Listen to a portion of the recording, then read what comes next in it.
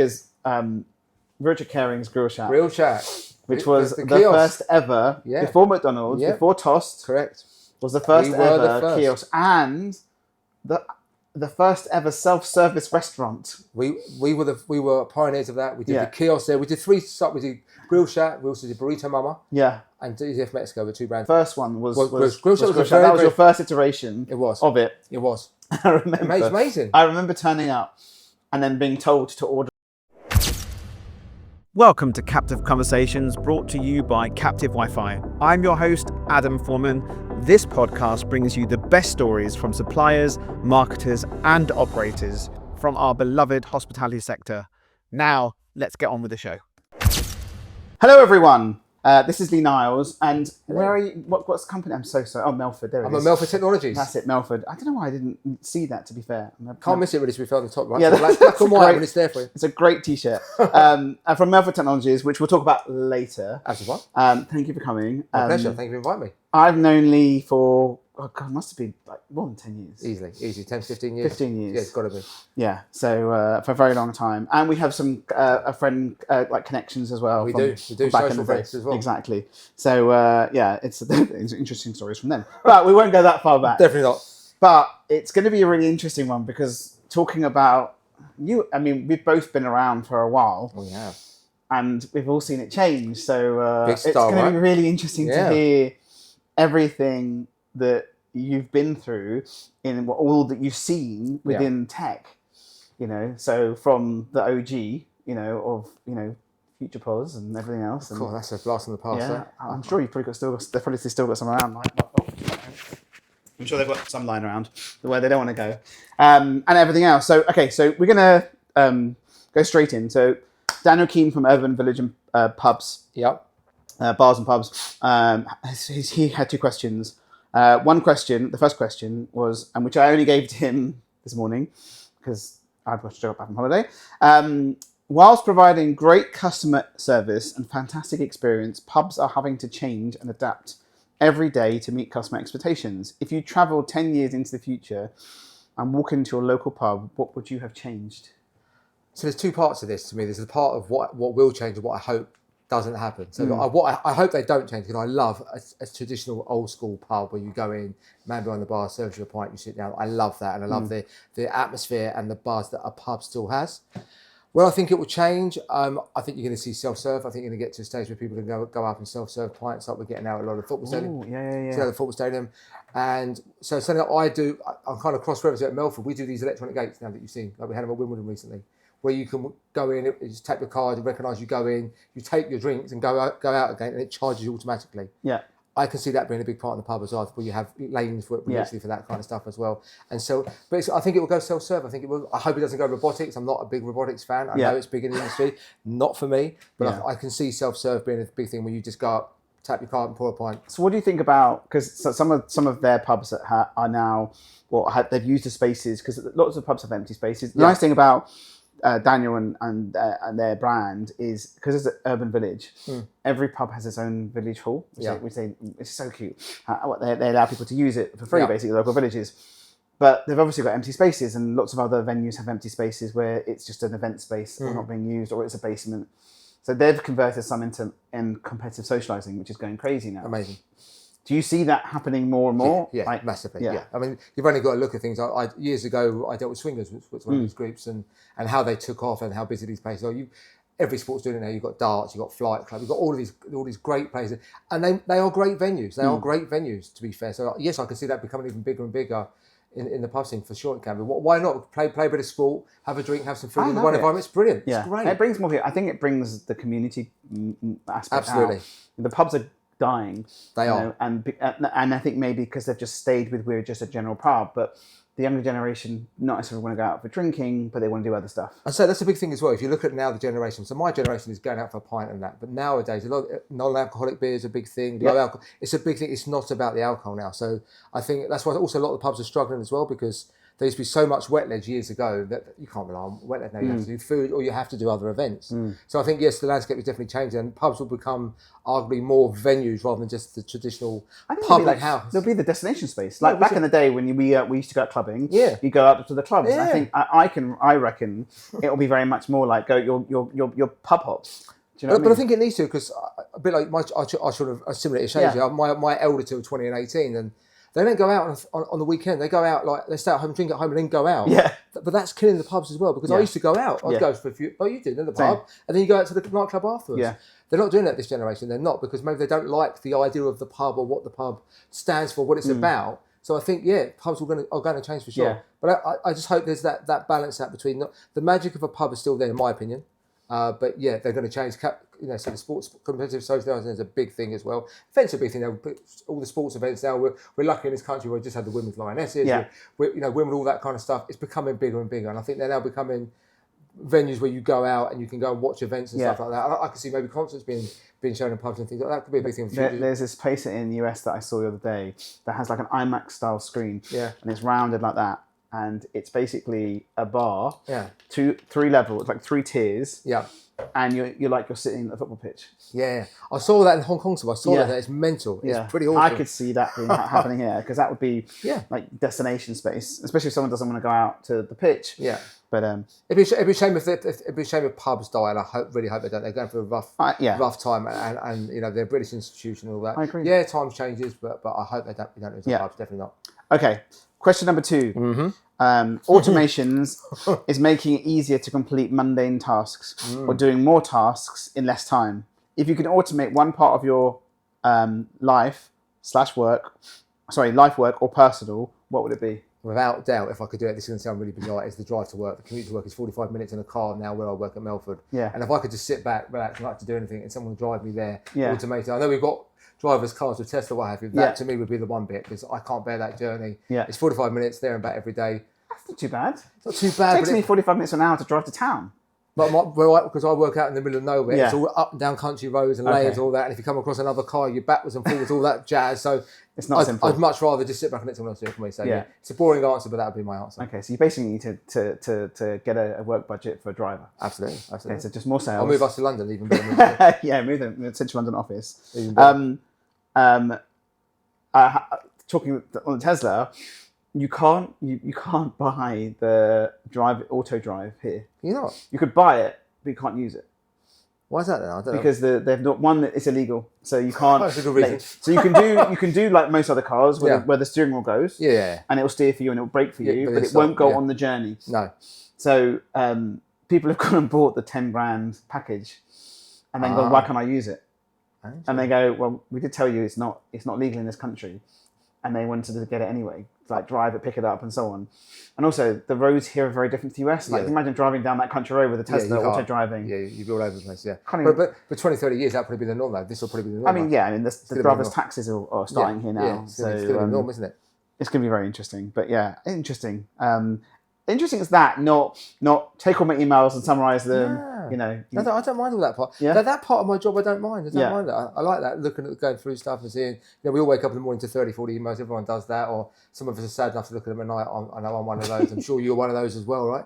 That doesn't really bother me. It's just that drive, because it can just be. Although I enjoy the drive, you could be more productive. That's like your brain's going. Yeah, your brain's going. I want to do work. I want to do something, and I've got a podcast on. I'm listening to something. My podcast, of course. Of course. Nothing else really comes to my podcast. But it's a mundane part of my day, because your question was about what mundane task. That to me is a mundane task of my day. I get that.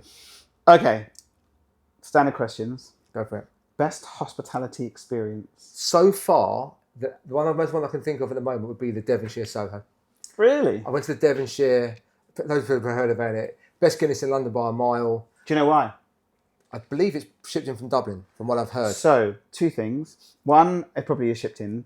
2, unlike other pubs, they have separate pipes for feeding in, so they're not mixed. Individual pipes, and I think that makes a big difference. So, best Guinness, but also the food is fantastic, the service, the level of the service. I mean, you've got 3 guys who are operating it, are all hospitality bistros from mine, but they've been in the industry for years and years and years. They know what they're doing, and service ambience, and the food's just off the scale. Food's just fantastic. Yeah. Fantastic. I've actually not been.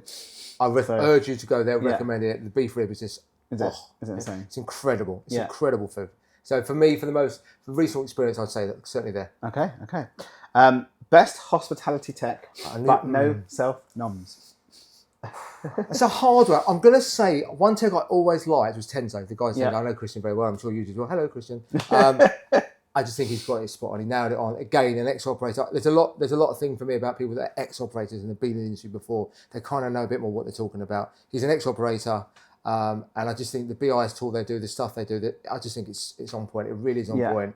And I'm noticing more and more groups moving over to Tenzo because it just takes, as we all know, it takes all your platforms, puts it all into one, spits out all the data you need. Yeah. I think it's a pretty cool bit of kit. I think I like it. I think the one piece that we quite like is you can view it on your phone. Yeah. I keep saying to people that your owners can sit on the toilet and see what's happening live. Yeah. Then go to the loo and go, oh, I wonder how I'm doing today. So yeah, I agree. It's a great tool. So you say that, sorry. So I was as a guy that I used to work with. He's out in the Middle East. I did a lot of work in Dubai, and every time I spoke to him about Tissel, who I worked for before, he said, "No." He'd say, "Have you got an app? Have you got an app? Have you got an app?" And it used to be a running joke. Has he got an app? Has he got an app? And eventually we got to a stage where, yes, you can have an app and you can get an app. So it is the way things go for sure, definitely. Yeah, it's an interesting one. Okay, so let's go back in time. Let's go back to the very beginning. Yeah. Before Tissel, let's talk about a question. Did you work at all in hospo before you started? So I've been in sales since 16. Okay. 16. I've always been in sales, and I started selling jewellery. I started selling gold chains and gold rings out of suitcases to jewellery shops. Okay. And that developed to working in actual jewellery stores after a little while as well. And then I founded my own business selling online watches, luxury online watches at discounted prices, bit grey market, bit grey importing, your Rolexes, your Cartiers, all that kind of stuff. And I did that for many, many years, and then the market changed a little bit, and it was getting a bit more difficult because they wanted to stop brands selling, they wanted to stop the grey market, they wanted to stop, that's why you've got stores like the Amiga store, the Tag store in London, Westfield, because of people like me, not just me personally, but people like me, and that industry was squeezed. And I was just looking for another job, and I like food. I still do like food, as you can probably tell, and I like F&B. I love hospitality, and this job came up at a company as we know now called Tissel. Yes. And I thought, this might be quite interesting. It's a sales role, and it's probably working for a company rather than always doing it all off my own back. And that's when my journey started back in March 2012. 2012. Yeah. What was technology like back in 2012? I mean, if you'll know better than I do. The old Tissel stuff used to have. Tissel had a legacy product which was all server based. So you had to have a big. You didn't even have like a micro server. They had a proper big servers. I remember, big all run off of that, and all your printers. There's no such thing as IPs and all that. It was all Ethernet, all plugged into network ports and big data ports. It was a very different place. It was a very different place. All Windows-based tills. Everything was Windows. You had to have a Windows-based till. Everything was on the Windows operating system. Everything was very expensive as well because you had to have. No, you have to have a server. You had to have a clunky. You had to slave. You had a master till as well, so you could do that. Handhelds were like these old PDA things, these ghastly things that about £1,000 ago they were in the days as well. And that's how it was, and that's what it was like. And there was very little integrations. It was like payments as a separate thing. They don't talk to each other. No, that's my payment and that's my policy. They don't talk to each other, and reservations doesn't talk to this either. It was all very much separated. You had a little bit of labour, a little bit of HR, a bit minor stuff, and loyalty would be a pounds for points kind of ratio. That's all it was. Yeah, and that was the norm at the time. So when you started, I mean, because Tissel then ended up getting a lot more high-end clients. Yeah. When you started, what was the business like? Because was it early doors when you started or not?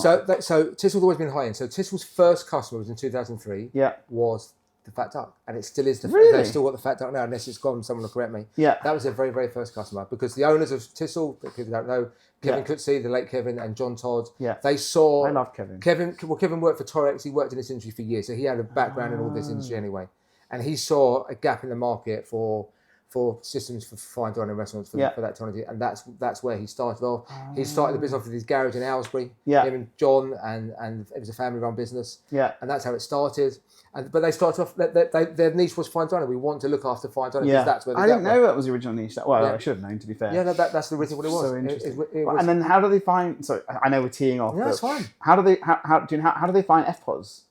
That I can't tell you, but I don't know. That predates me. Oh, does it? Okay. But what I do know is, so Future Pause, we were the only supplier outside of America. So if anybody wanted Future Pause anywhere outside the USA, you had to come to Tissot. Okay. That was the exclusivity you had. You had a good relationship with the guy, I think his name was John Jar, I think his name was, or at the beginning, and that's when it was. And do you know what? At the time we used to say it, you look at it now, it's clunky, but it has so many features in it. I mean, it's very, very featured. Things like the people nowadays is very common. Things like splitting an item and split bills, all that stuff. You've got to think back 13 years ago, that wasn't normal. That wasn't really the thing. No. But they had all that then, and they had the ability to do that, and virtual stock and all this kind of stuff that is now basic stuff. Why would you have it on every POS system, right? Yeah. Then you didn't have that. It was so they had a very feature-rich product. Yeah. But it was a bit, and to be fair, in 2012 it wasn't clunky. It was a good product. I have to give it props because we've got a lot of clients that had it, and it was rock solid.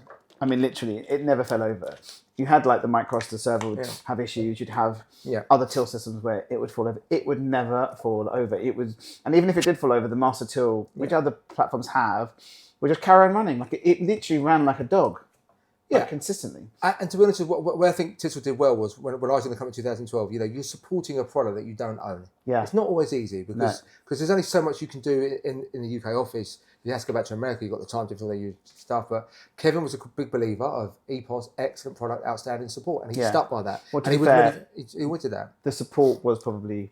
But he made that, and again, you think back to it, if you support your own product, I'd argue that's easier because you can go downstairs to the dev guy and say, "Can you do this?" When you're trying to support a product that you don't have the coding for, there's so much you can do, and then you can't. Yeah. To get the support that we had at the time, to be fair, it was fantastic. Because it wasn't our product. Yeah. It really wasn't. So So what role did you start? Just as normal sales? I was a normal sales executive. I worked under Christian Duffel. Was a guy. Is a guy that was also known in the industry. I think he's moved out of the industry now for a few years, but. He was old school pals. He worked in the industry. He worked for restaurants. He knew a lot of the guys in the restaurants as well.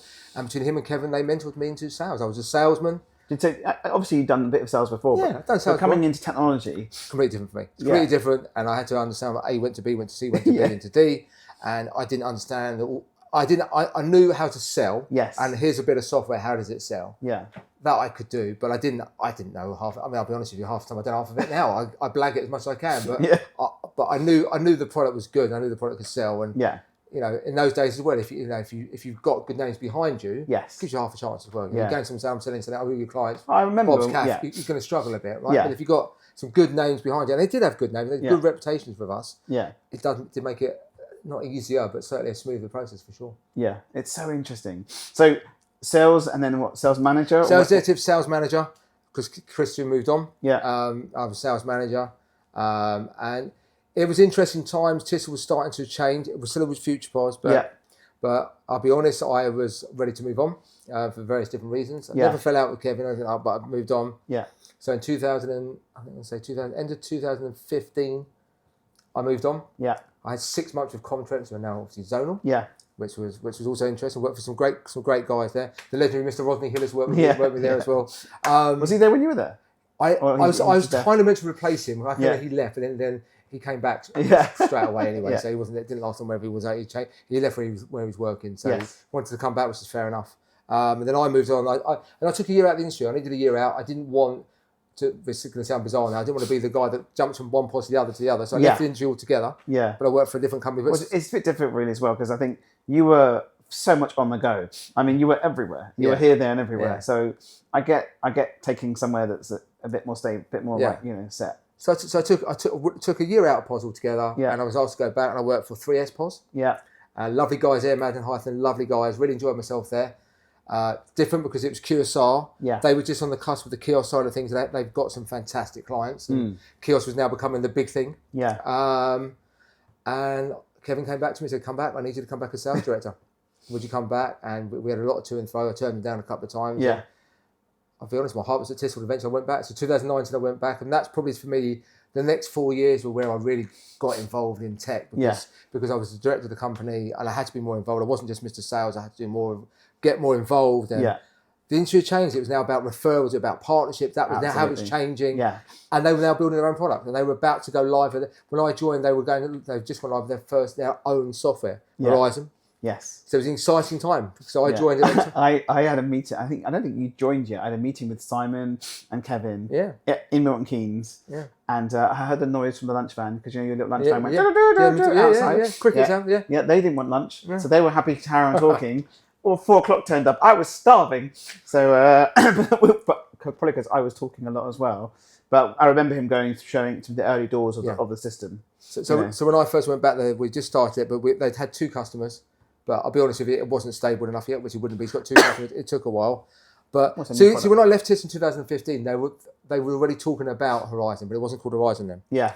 But it took a while to get to where I wanted to get to. I think there's some other guys that worked there had to change Kevin's mind, saying, look, if you want to do this, we've got to invest in development now. We've got to get some developers on board. We can't, how we're doing it, it's going to take 20 years. Yeah. We're now going to go like that. And to be fair, the guys there at the time did, and they got it to where it got going. And it started to take shape, and it started to grow. And so did they look at taking the best bits from FPOS basically? Or? Features, yes, but what they did at the time again, which was very different, was the fact it was the first hardware agnostic product. It was the first product you could run on any platform, which was unique. Yeah, it was. And the user-based model they still do now was also at the time very unique. It was a unique way of doing it. I don't know many people that still do it. No, and I can remember banging heads with Kevin Lowson about, well, is it going to work? Is it not going to work? He had a dream that if you had a group of 2,000 users, it would work out cheaper. Yeah. He's not wrong, because some of the groups we got on board were the big groups, and it did work. Yeah. But it's a different way of doing things. But the software itself always looked smart, always looked clean, it looked slick, and we needed to get to that stage where it could work on any platform, because as I said, the days, coming back in 2009, the Windows days were going. Those days were gone, right? People wanted to have the ability. iOS is huge. Yeah. Android, all that. You needed to, and also Android. Well, because to be fair, I remember going to, before Horizon, I remember going to Lucky Cat when it opened. Yeah. And they had the iPad Mini on his arm. Yeah. Which was a remote desktop. Yeah. To the till. Yeah. And he was like this with an iPad Mini on his arm. I mean, just crazy. Yeah. It needed to change, and also you have to look at it as well. This day and age now, cost is king as well. Yeah. An Android till can be £400 or £500, whereas a Windows one's £1,000. Yeah. So you have to change the way you have to change that. But also, if you look at it from another point of view, if you think building a POS system, it takes years. It doesn't happen overnight. It can't do. But even I look at the guys out in the market now, some of the new guys on the block. They've had a product for 5-10 years to get to where they're at, because you can't do it quickly. So when it was launched, it was going to be a little bit not quite there. Of course. But then we had help from our customers. We had some patient customers, and we pushed it forward and pushed it through. And then had COVID. COVID came after 6 months. Amazing.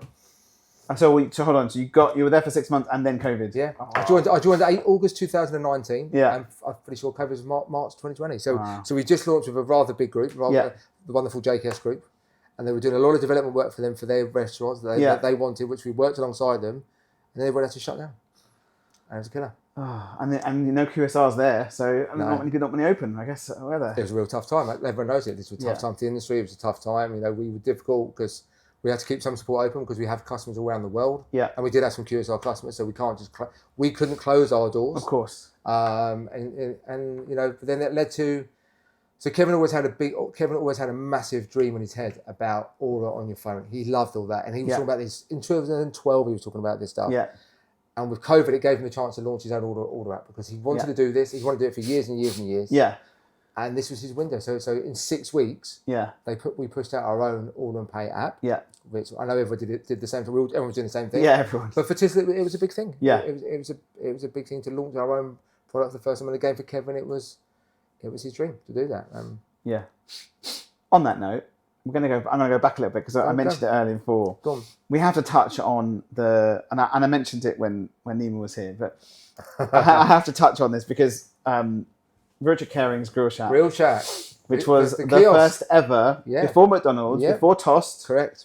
Was the first ever kiosk, and the first ever self-service restaurant. We were pioneers of that. We did the kiosk there. We did 3 stops. We did Grill Shack. We also did Burrito Mama. Yeah. And DF Mexico were 2 brands. Yeah. So DF Taco, I remember that, but before that, I think the first one was Grill Shack. That was your first iteration. It was of it. It was.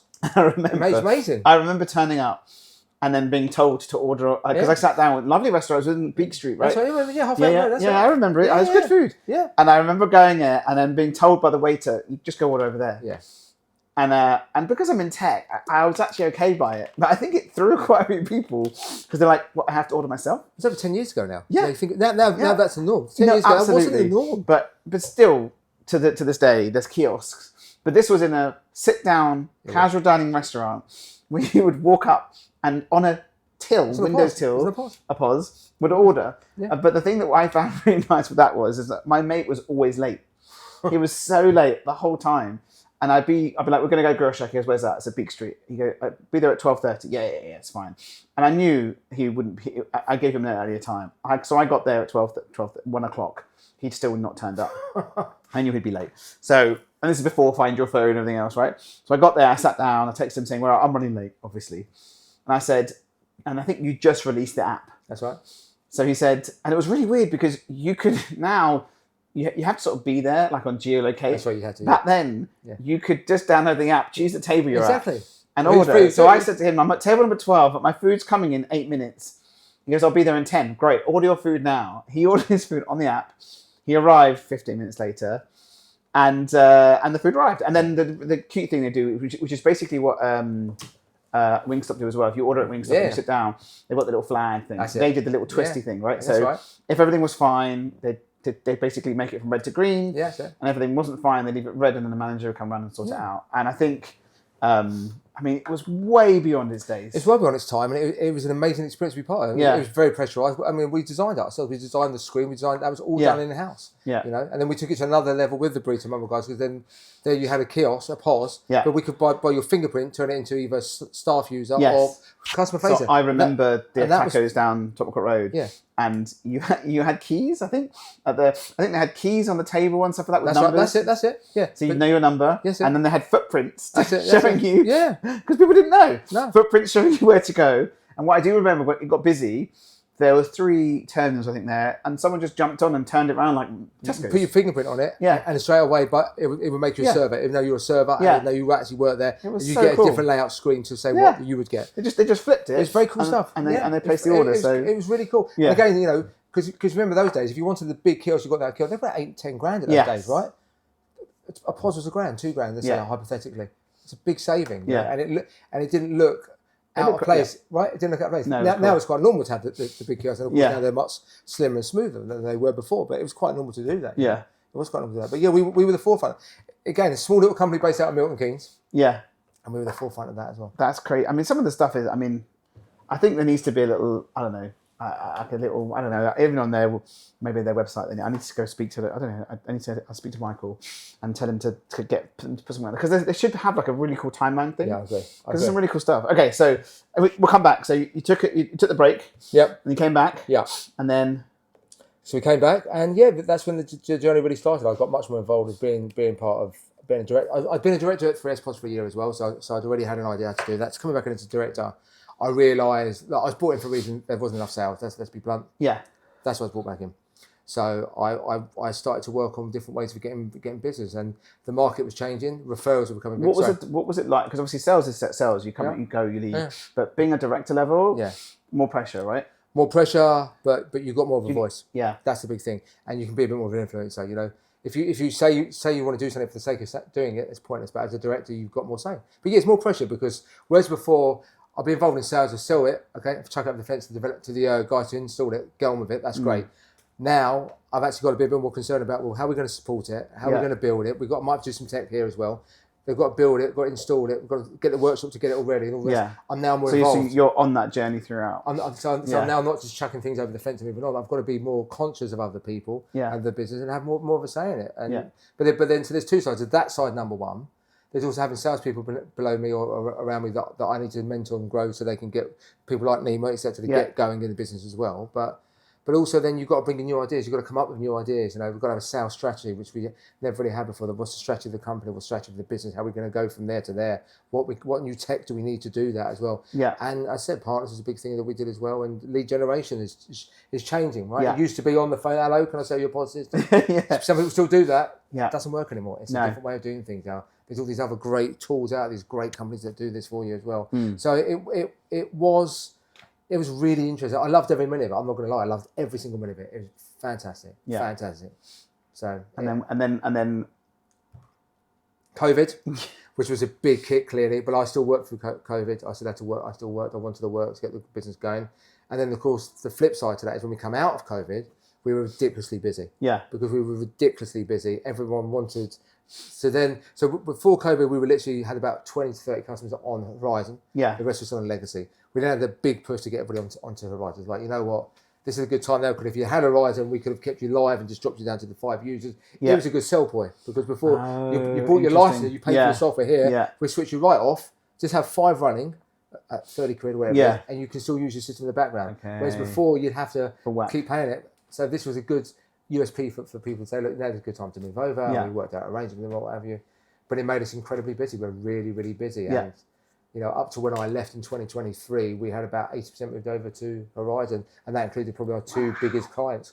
Gordon Ramsay Group and Running and Price had moved over. Yeah. And they were too. So it was going that way to me. You always had the last few that don't want to move, they don't want to pay, or they're happy. And we get that. We get that. You've probably got the same, right? We had the few. I remember. I think I must have spoken to you a few times with a couple that were still nervous of changing. Yeah, and I get that's what there's always been saying. Anything, if it ain't broke, don't fix it. So if you've used something and it's still working for you, you don't want to change. Yeah. You don't want to become the new cool way of doing things. But what we're saying to people is all the new tech that we're going to bring out. Yeah. You're only going to get that on Horizon. Yeah, the new we're not going to stuff. need that some future pods. Now it's done. Yeah. Well, you were stuck with it anyway. Yeah. It was so you want to stick with it, great. You stay with it. That's fine. Yeah. But nothing's going to grow.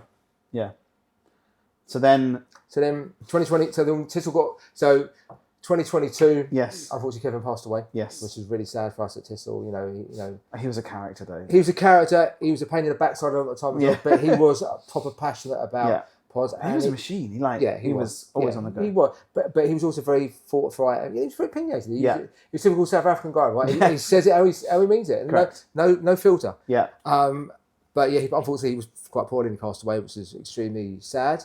And we were bought out by a company called Clear Course. Yes. Were you still there when they were bought out? I was there, bought out. I'm going to try and be diplomatic in the next 5 minutes. Yeah. Brought out, and for the next year, the wonderful Sam and myself were kind of running the business, and it was going smooth and going well. And then they wanted in 2023 to make some changes to the way they did things, and they changed, which led to, unfortunately, a lot of the management team leaving, which was a shame. And I was one of the ones that moved on. Yeah. They were, Clear Clause for what they are. They are payments driven. Yes. Okay. And this is where the market was changing. Like payments are now becoming a big part of what we do. Okay, you were no longer having POS and the dojos. No, it's all in one. It's starting to give them all in one. And that's why they bought Tissel. They bought Tissel because their eyes lit up with all the customers we had and the turnover we had. High end, I mean. Yeah, but unfortunately, it wasn't as similar as they thought it was going to be. There's a bit more you have to do behind that, the technical stuff. But yeah, that's what they're driven by, and that's what they did. And so in 2023 we went different directions and we moved on. So. And then where was after Tissel? I went to Power EPOS for a little bit. I had a year at Power. That was an interesting journey. Nice. Where are they based? They're based out. They've got one office in Liverpool, one office in Kent. Yeah. And yeah, they lovely guys at work. They're really, really cool guys. But they were in that rut where they kind of needed. They want to get there, but they haven't quite got it's to get growing. Trying to get there, but not quite right. There's some wonderful clients as well on the way, and some really, really good technical guys there. But it was pretty hard there, and the guy that employed me unfortunately moved on, so I was at MD for 6 months, which was an amazing experience. Oh wow, you're MD for 6 months. For 6 months, MD for 6 months, which was amazing. But it was challenging along the way as well, and. Yeah, I decided then to take a break for a bit, take a little bit of time out, took a few months out. Yeah. I had 3 months at Sum Up early part of this year to do payments again. Yeah. Which was what was that like? Interesting, not really my thing, but you know what? Yeah. I was weird when I was like, Sum Up? It wasn't the right thing. Yeah.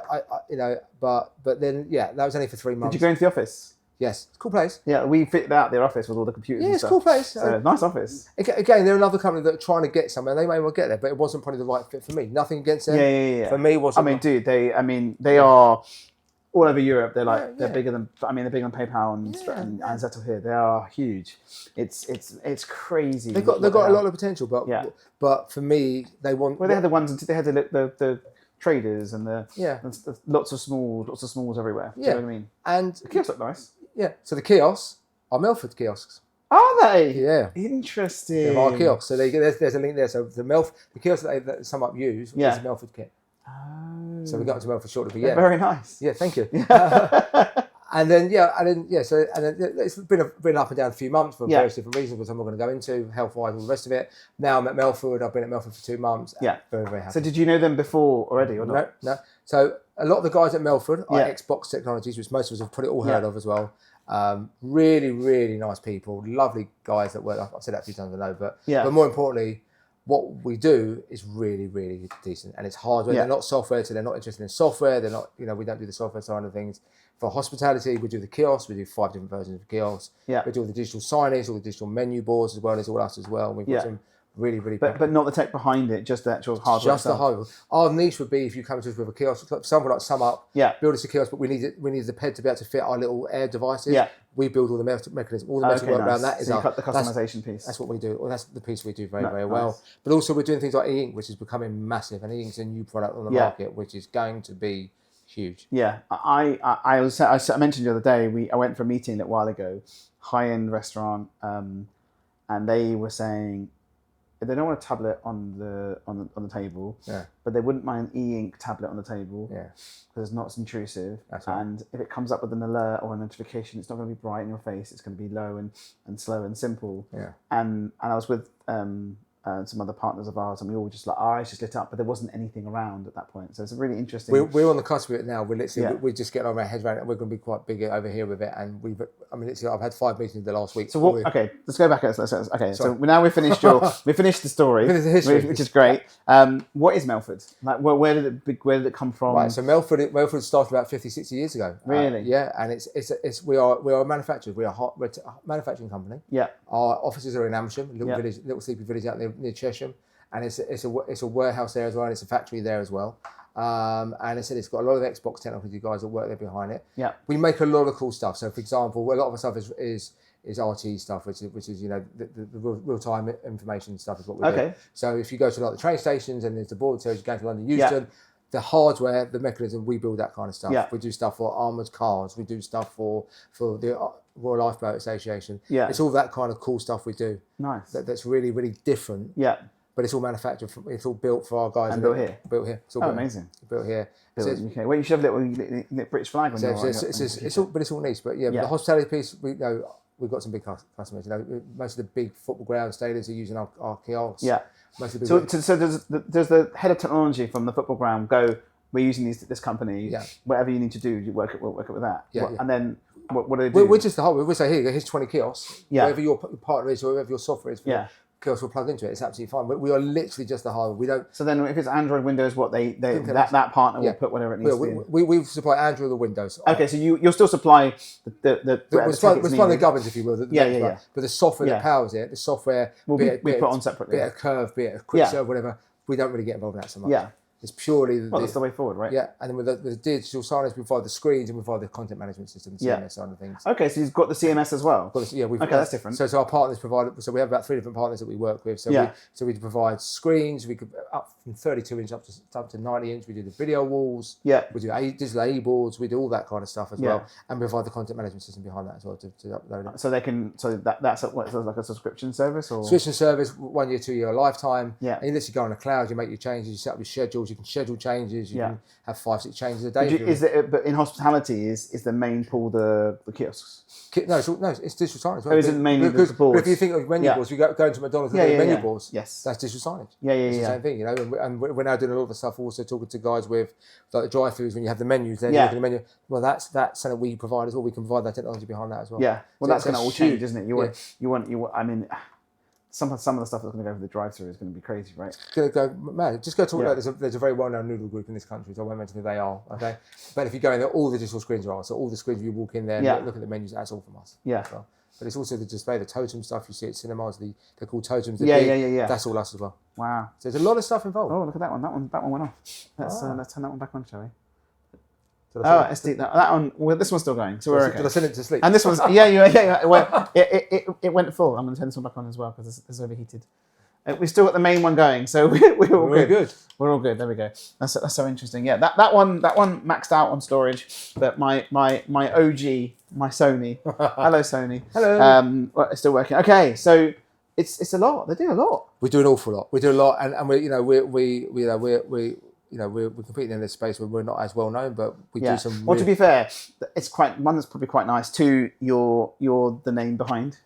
Which I like as well. Yeah. I've done software for years, and I've loved my journey in POS software. But I also felt. So what's the role at Melford? I'm like an account manager, business development manager. So it's looking up some key accounts for the building, sort of some sales stuff as well. But yeah, I've got much more. It's taking. Are you more nurturing now? You're nurturing like key accounts and stuff like that as well. As well as helping bring to business. And to me, it makes me feel a bit like Tissot was back in 2012. It's got that small company that's got such growth behind it and such power behind it and some really cool people. That's kind of exciting me as well. It made me feel back to the Tissot, that kind of feel of a company. Not in the tech, because the tech is miles ahead, but certainly the way they operate and stuff like that is very much all hands on deck, which I quite like, to be fair. I like getting stuck in and getting involved. So. Okay, this is interesting. So we're coming towards the end, actually, which is really interesting. So, and you're doing well for time, to be fair. So, cool. Okay. So what's coming new for? Or you just spoken about it. Is there any else? E-ink is the big thing. I mean, e-ink's going to be huge. The way the e-ink's going to go. I mean, we were talking to a company yesterday that apparently in America, every business that has 2 or more employees has to have this data information in their site somewhere. Yeah. So the growth in this is going to be huge, and it's going to get bigger and bigger and bigger. It's going to become bigger. Well, I talked about the McDonald's things at menu. I'm not. What were you mentioning about Wimbledon? The gate thing. So these gates are incredible. We're doing these in 3 or 4 different sites at the moment. Yeah. So you go to a gate. Yeah. Tap your card. Yeah. So it knows that you've got money in your bank. You walk in. I go pick up my pint and my strawberries from the side. Yeah. I walk back out again. Yeah. It's automatically charged. It's like the Amazon store. Yeah. But we're doing that for hospitality. Ah, that's interesting. So is not just the gate yours? Is the technology behind the lifting and everything else of the mechanism? We are building the gates. The gates are what we build. That's our thing. Yeah. So we are building that technology to talk to their technology at the other side. Oh, so okay. So whoever builds the bit where you pick up your whatever. Yeah, that. Yeah. It talks to your gates. You got it right. And then your gates talk to the payment system. You got it right. That's so cool. And it's really. I've always been against this kind of really. Yeah. But it's so not you. But it's brilliant. Though. It's brilliant. Just to walk in, it's recognising you're there.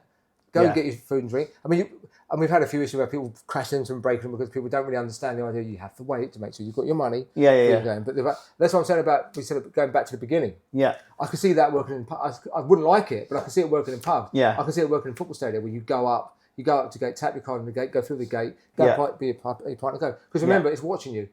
So you can't cheat and say, well, I've only paid for 2 pints, I've got 5. Yeah, it can see what you've bought. Yeah, so computer vision now is crazy, right? And that's the clever stuff. So there's no chance of you trying to cheat it. You validate that you've got your money, in you go, you get whatever you want, and you're going to get charged for it. Yeah. And that can work because every business has the same problem. It's footfall, right? It's football, getting people in and out with respect as good as possible. That's what it's about, right? And I use stadiums as a great example. So I go to football a lot. Yeah. It's always that same bottleneck. 15 minutes every half time. Yeah. How can we beat that? You know what's really interesting? In the US, obviously, the stadium's a little bit bigger than here. Yeah. So I was speaking to a client the other day, and they have Meraki cameras, CCTV, and the CCTV talks to the mobile app at the stadium. So when, I don't know how I mean, obviously it works, but really clever. The whole aspect of it is that you half times come. Yeah. Everyone rushes to their local one. You're the clever one. You open up the app and you can see how many people are in each bar. So you run to the bar that has the least amount.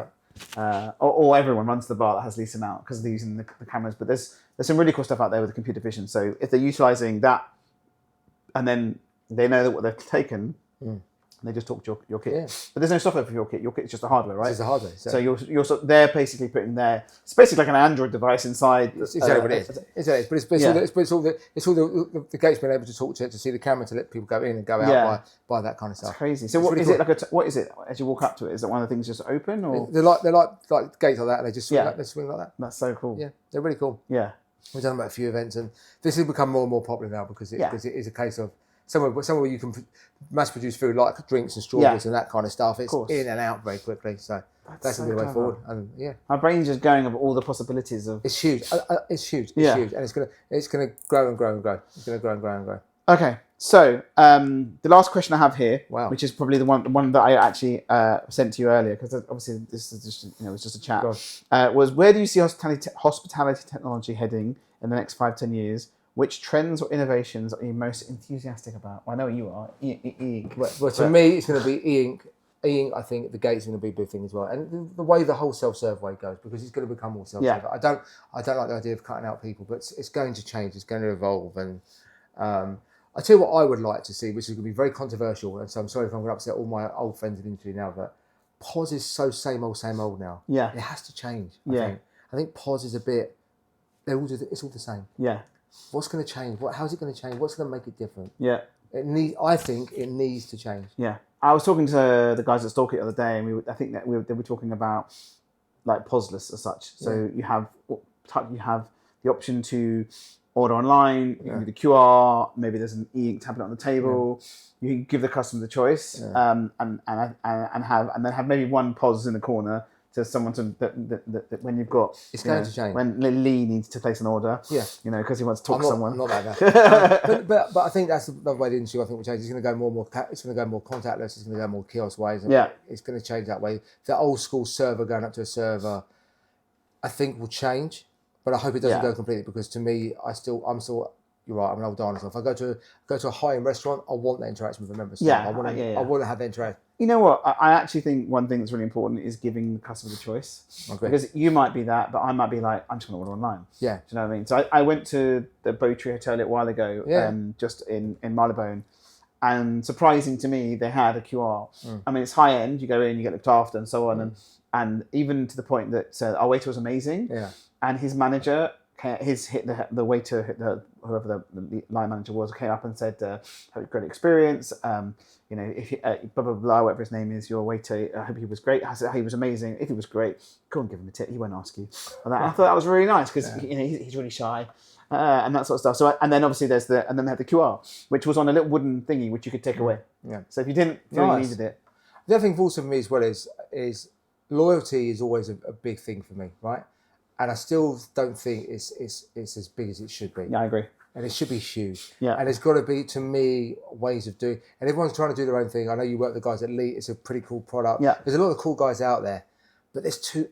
It's not for me. I keep talking about touch as loyalty. Yeah. And I spoke to so many people the other day, and I literally was on a podcast in the US. On the US, I did one a couple of weeks ago that's come out this week. And one of the things is wouldn't it be nice is you went to a restaurant. You booked it, you got there, you left, you paid. So you got there, you booked online, you went in, you connected to the Wi-Fi. So there's 2 touch points already, right? Done. Yeah. You then left, and your bill was 250 quid, right? You haven't downloaded an app. You don't need to join loyalty. But what wouldn't be nice if you got an email saying, "Hey Lee, thanks so much for joining. By the way, 250 points has been added to your account. Yeah, I agree. If you want to use it, great. If you don't want to use it, that's fine. How was your experience? By the way, this is our loyalty. Click here to use it. And then you don't have to worry about it. I've been to so many restaurants in the past where I had to download the app didn't work, the waiter couldn't write down my code, then I had to email them, because I spent quite a bit that I was like, I want my points. I very rarely do it, but then I emailed them, I was like, I've got my receipt, which I never keep. I got my receipt, emailed them, and they went, you can't find your receipt, your order. Okay, we're giving you 200 points. I said, no, I've spent 350 quid. I want my 350 points, please. And they reply back saying, okay, we've given you 300. It's such a disconnect at the moment. There's also got to be a way, like as you said now, like you have all the different apps on your phone. It's a pain. Yeah. Why can't we just have one? I know this is a stupid thing.